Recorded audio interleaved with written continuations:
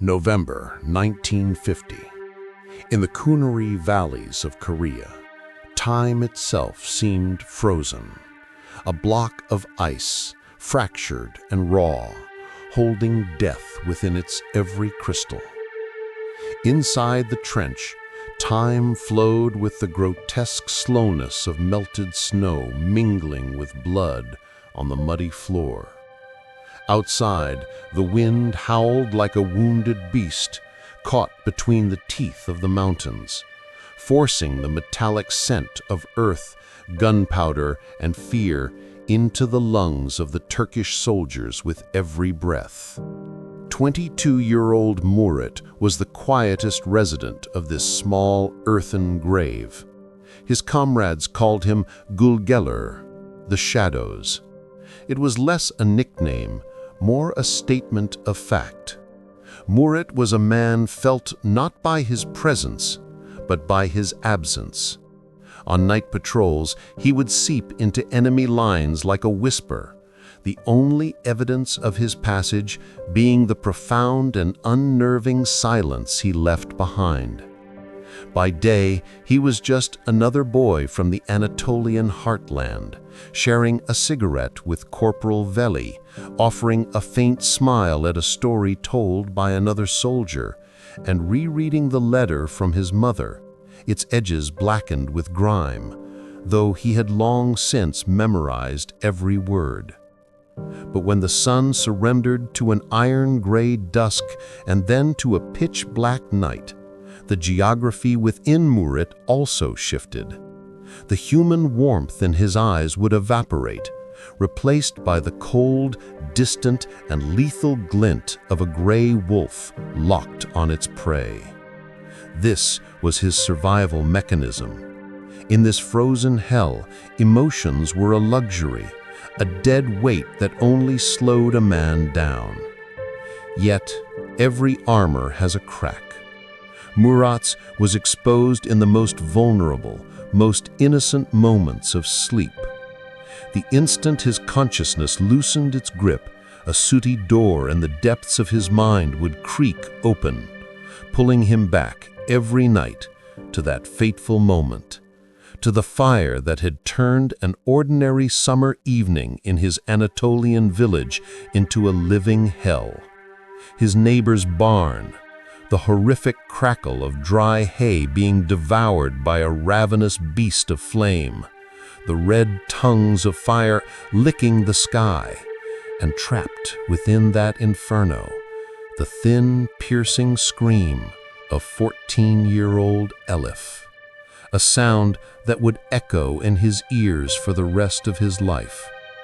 A 16-year-old Murat had run towards the blaze, a useless bucket of water in his hand, only to be pulled back by the strong arms of the village men.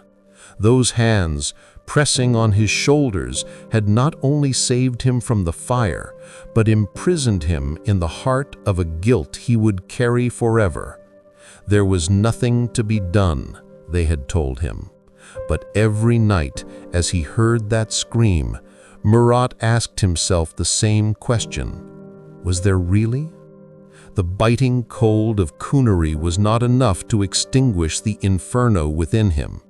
His nightmares were his greatest weakness, but they were also what made him so fearless, because even the dreaded human wave attacks of the Chinese army were not as terrifying as that single, solitary scream in his memory. That night, the atmosphere in the trench was heavier than ever. Captain Adnan, a weary commander in his early 50s, with a face mapped by the lines of a dozen battles, stared at an old map without seeing it. His eyes were fixed on the radio operator, who was desperately hunting for a whisper of static. Finally, the operator slowly removed his headset and shook his head. The radio was dead. Communication was severed. So was hope. The machine gun nest, perched like a vulture on the hill overlooking the valley, had paralyzed their every move. Even if the order to retreat came, no one could move a single inch until that nest was silenced. Corporal Veli, Murat's childhood friend, and his platoon of 15 men were pinned down at the foot of that hill, trapped like prey in the snow. When the sun rose, its first light would be their shroud, and the hill would begin to spit death. "No reinforcements," Captain Adnan said, his voice flat and brittle. "No communication. We have one chance. That nest must be silenced tonight before dawn." The words hung in the frozen air of the trench. Everyone knew what that one chance meant. It wasn't a military operation. It was a suicide note. To climb that hill, to fight the snow and the dark, to navigate booby traps and patrols, and then to single-handedly assault a fortified position. It was a madness no sane man would accept. The captain's exhausted eyes passed over each of his sons. They were all brave men, ready to die for their country without a second thought. But this mission required more than bravery, more than patriotism. This mission required an inhuman silence, a saint's patience, the skills of a phantom. Involuntarily, every gaze shifted to the darkest corner of the trench, to Murat, who was almost invisible, a man who was already one with the shadows. He was silent, as always. He wasn't speaking, only listening. But everyone in that trench knew that his mind was already climbing that hill, calculating the route, measuring the wind's direction, and the thickness of the snow. Murat felt the weight of their stares. He slowly lifted his head. His eyes held no fear, no hesitation, only a deep, bottomless acceptance. Perhaps this mission was for him a kind of salvation, an escape from the suffocating helplessness of the trench, from the pity in his friends' eyes, and most of all, from the fiery nightmares that waited for him in the dark. He walked toward Captain Adnan. No words were exchanged. In moments like this, words were meaningless. He simply reached out and took the 3 extra grenades offered, checked the familiar weight of the Casatura knife at his belt. He knew Veli was up there, pinned down. This made it personal.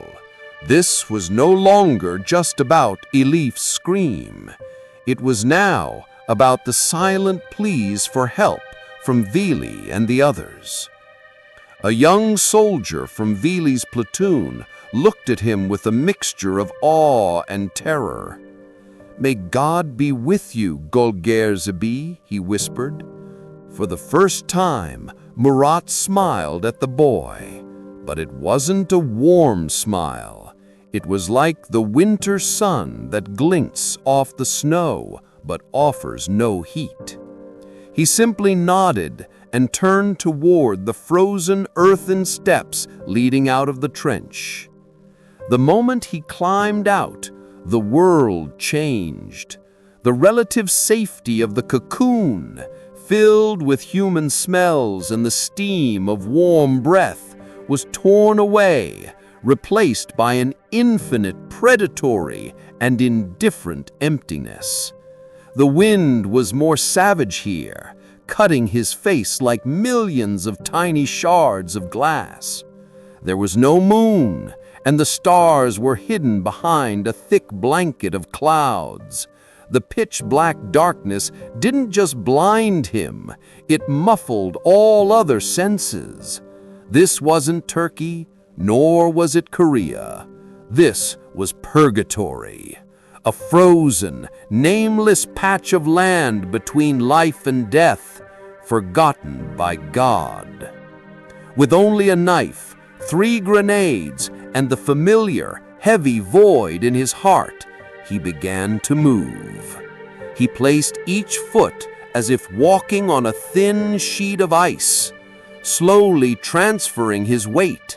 The crunch of his boots on the fresh snow sounded as loud as cannon fire in the dead silence. He stopped, listening to his own breathing. His heartbeat was a war drum pounding in his ears. He had to calm down. He was no longer Murat from Konya. He was Gulgers, and shadows do not have heartbeats. They simply glide. He crouched lower, almost crawling over the snow. The cold had breached his parka and was now sinking into his bones. But all he could feel was the ringing in his mind, the ringing of Elif's scream. He had covered about 100 meters when he froze. An instinct, primal and sharp, had stopped his right foot in midair. He narrowed his eyes, trying to pierce the darkness like a bat. Under a drift of snow, illuminated by a momentary sliver of moonlight breaking through the clouds, he saw a faint, thin line, the wire of a booby trap. Death had been waiting for him, patiently, half a step away. His blood turned to ice in his veins. Time slowed again, thickening to the consistency of syrup. Sweat beaded on his forehead and instantly froze to his eyelashes. Inch by inch, with the patience of a snail, he retreated. As he circled wide around the trap, his mind began to play its old, cruel tricks. The whistling of the wind through the pine needles began to sound like a girl whispering his name, Murat. The shadows of the trees on the snow twisted into the horrifying figures from his nightmare, the helpless men who had pulled him away from the fire. "Help me," the whispers said. "Why didn't you help me? Will you be able to save them this time?" That last question struck his mind like a dagger. Murat threw himself into the hollow of a large rock. He pressed his back against the cooled stone and squeezed his eyes shut. He began to tremble, but not from the cold. This was a tremor from the depths of his soul. No, not now. That door in his mind could not open now. He thrust his hand into his pocket, his fingers finding the wrinkled paper of his mother's letter, warmed by his own body heat. That piece of paper was his anchor, his only tether to the real world. Just then, a muffled cough from nearby sliced through the voices in his head like a knife. It was followed by the sound of 2 men speaking in a language he didn't understand. A Chinese patrol. Murat's eyes snapped open. The fear, the whispers, the nightmares, they all evaporated into the freezing night. They were replaced by the ice-cold composure of a hunter that has spotted its prey. The danger was no longer in his mind. It was 10 meters away, a tangible reality. And tangible danger is what Murat knew best. To fight with his body instead of his soul was for him a blessing. He became one with the stone, holding his breath as the patrol passed. They were offering each other cigarettes. For a moment, one of them stopped and hummed a sad, folk-like melody. In that instant, Murat saw him not as a uniform, not as an enemy, but as a man, just as cold and just as homesick as he was. This realization made the task ahead of him harder, but also more necessary. This wasn't personal. This was survival. The mission to save Veli and the others. Once the patrol was gone, Murat moved again. He was faster now, quieter, more lethal. The machine gun nest was close. When he finally saw it, the reality was worse than he had imagined. It was expertly hidden among the rocks. 2 sentries were huddled in a small alcove to shield themselves from the wind. One was smoking, the other stamping his feet to stay warm. What followed was a bloody, silent ballet where time and motion intertwined. He flowed from one snowdrift to another, from one shadow to the next, until he was directly behind the nearest sentry. As the man took the final drag from his cigarette, the last thing he felt was cold steel against his throat, and his last breath left his body along with the smoke. The only sound that broke the night silence was the soft thud of his body falling onto the snow. The other sentry turned to see why his friend had gone quiet and was met by a specter lunging from the darkness. Murat's boot connected with the man's kneecap. The sound of bone snapping, a choked cry of pain, and Murat's casatura fulfilled its duty a second time. 2 sentries silenced in 2 seconds. Murat approached the narrow entrance to the nest. He could hear murmurs from inside, at least 3 more men. He took a deep breath. He pulled the pin from his first grenade, waited 3 seconds, and rolled it inside. He threw himself to the side just as a muffled explosion and screams erupted from within. Before the shock and smoke could clear, Murat charged in, knife in hand. The bunker reeked of gunpowder, blood, and burnt flesh. 2 men lay dead. A third was scrambling to his feet, his rifle in hand, his face a mask of shock and hatred. Their eyes met. The man pulled the trigger. A spray of bullets tore through the space where Murat had been a second ago. One bullet found its mark, piercing through his left arm, just below the shoulder. A searing, white-hot pain exploded through his being, but he didn't stop. The pain only made him faster. With the ferocity of a wounded wolf, he threw himself at the man. A short, brutal struggle ensued in the cramped space. In the end, Murat's strength and desperation prevailed. He was gasping for air. Blood from his arm dripped onto the snow, steaming in the cold. The nest was silent. The mission was complete. He stumbled outside, the clean, cold air burning his lungs. He looked back toward his own lines. The oppressive silence that had blanketed the valley had been broken by the silencing of the gun. From the distance, he thought he could hear the faint, joyful shouts of his comrades. Veli was safe. The platoon was safe.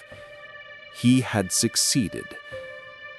But he felt no triumph, only a vast emptiness, a ringing in his ears, and an unbearable fatigue.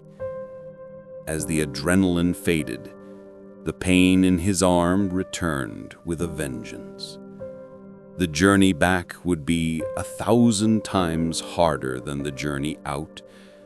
Each step was torture. He was dizzy from blood loss, his vision blurring. He staggered and fell. He couldn't find the strength to get up. He lay face down in the snow. He closed his eyes. The face of his mother, Veli's worried look, Captain Adnan's trust. He couldn't let them down. He gritted his teeth. He began to crawl, inch by inch toward his own lines. Finally, he saw a familiar silhouette, a Turkish trench. His strength was gone. With a final effort, he whispered, "Veli." His voice was lost in the wind, and then everything went black. When he opened his eyes, the first thing he felt was warmth and the tightness of bandages. He was in a field tent. At his bedside sat Corporal Veli, a smile on his face that Murat hadn't seen in days. "Our shadow awakens," Veli said, his voice trembling with both joy and awe. "You saved us, my brother. You saved us all." Murat looked around. Captain Adnan was there too. The weary commander's eyes were shining. He placed a hand on Murat's good shoulder. "We can never be proud enough of you, son. Your name will be written in the history of this brigade in golden letters." Other wounded soldiers were looking at him as if he were a legend. I could hear their whispers. "Cleaned out the nest all by himself. Golgelere." He was a hero, but he didn't feel like one. On the contrary, he had never felt so alone. They saw the soldier who silenced the machine gun, but no one saw the Murat who had left a piece of his soul inside that bunker, who had killed the man humming a sad tune from his homeland. No one heard the new screams that now echoed in his mind, the last cries in a foreign tongue that mingled with the ghost of Elif's. That night, he had not only killed enemy soldiers, he had buried the last remnants of his own innocence in that frozen earth. Years passed. The war ended. Murat returned to his village a hero, a medal pinned to his chest. He married, had children, loved his grandchildren, but the shadows of Kunuri never truly left him. Now, in his 80s, he sits in his chair by the window, a chair carved from the old walnut tree of his youth. Outside, snowflakes are falling, thick and silent, just like that night. His wife brings him a cup of hot linden tea. The sweet steam, for a fleeting moment, smells to Murat like gunpowder and blood. He closes his eyes tightly. He looks out the window and sees his grandson playing in the snow. The boy trips and falls, then gets up laughing, brushing the snow off his coat. But in that split second of the fall, Murat sees the silhouette of a soldier collapsing on the white ground. He had saved his platoon, but no one could save Murat. For the rest of his life, every time the snow fell, every time the wind howled, he would continue to stand guard, alone, in the trenches of his own mind, in that endless night.